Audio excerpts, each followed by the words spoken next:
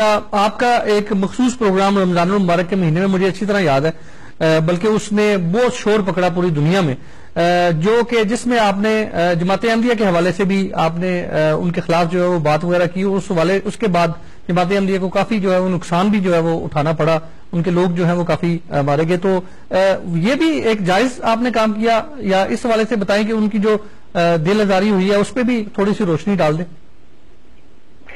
دیکھیں، اس میں اچھا کیا آپ نے مجھ سے سوال کر لیا، بلکہ میں آپ کا شکر گزار ہوں کہ آپ نے مجھے موقع دیا اس معاملے میں وضاحت کرنے کا. پہلی بات تو یہ کہ دیکھیے، ایک تو وہ 2008 میرے خیال سے غالباً وہ سن تھا، اور ایک بات تو آپ بھی اتفاق کریں گے کہ وقت کے ساتھ ساتھ انسان میں بلوغت بھی آتی ہے، فکر بھی آتی ہے، اور شعور بھی آتا ہے.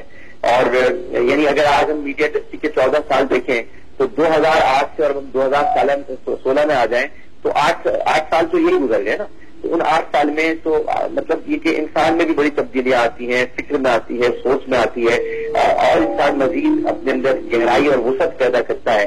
تو جس پروگرام کا آپ حوالہ دے رہے ہیں، یہ میں ضرور کہوں گا کہ وہ پروگرام بنیادی طور پر اس کا جو کانٹینٹ تھا، اگر آپ بھی دیکھا جائے تو وہ انسائٹمنٹ نہیں تھا، وہ کسی بھی طرح سے ایک ایسا پروگرام نہیں تھا. لیکن یہ کچھ جملے اس میں ایسے ادا ہوئے جس کو سمجھنے میں ظاہر کہ احمدی کمیونٹی جو کہ آپ ظاہر ہے کہ برطانیہ میں بھی موجود ہے، پوری دنیا میں ہے، اور احمدی کمیونٹی پرامن کمیونٹی ہے.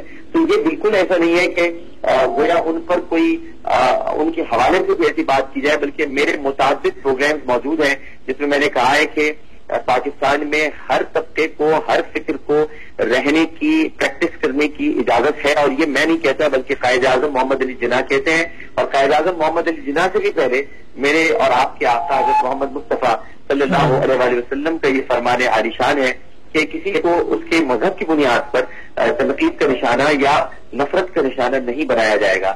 تو اگر کسی کو بھی، یا ظاہر ہے کہ میرا نہ ارادہ تھا، نہ ارادہ ہے، نہ کبھی ہوگا، میں ہر ایک سے محبت اور پیار کے ساتھ رہنا چاہتا ہوں. لیکن اگر اس معاملے میں دل آزاری ہوئی ہے، تکلیف پہنچی ہے، اور کسی کو دکھ پہنچا ہے، اور یقیناً پہنچا ہوگا، تو میں اس کے لیے معذرت خواہ ہوں، اور میں تہہ دل سے معذرت چاہتا ہوں. ٹھیک ہے، یہ تو چلے اچھا ہو گیا. میں نے کہیں پہ پڑھا تھا کہ آپ جو ہے وہ برطانیہ نہیں آ سکتے، اور برطانیہ آنے پر آپ کی پابندی ہے.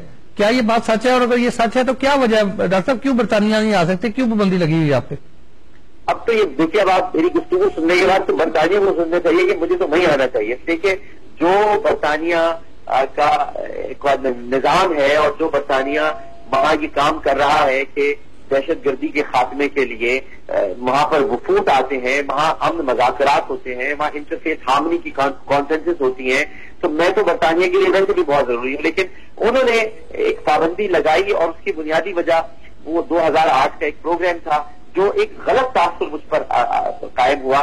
آج بھی کہتا ہوں کہ میرا اس میں قصور نہیں تھا، اور وہ جو کچھ بھی واقعہ ہوا وہ ایک بہت پری پلانڈ سازش تھی. اچھا، یہ جماعت احمدیہ کے حوالے سے آپ بات کر رہے ہیں؟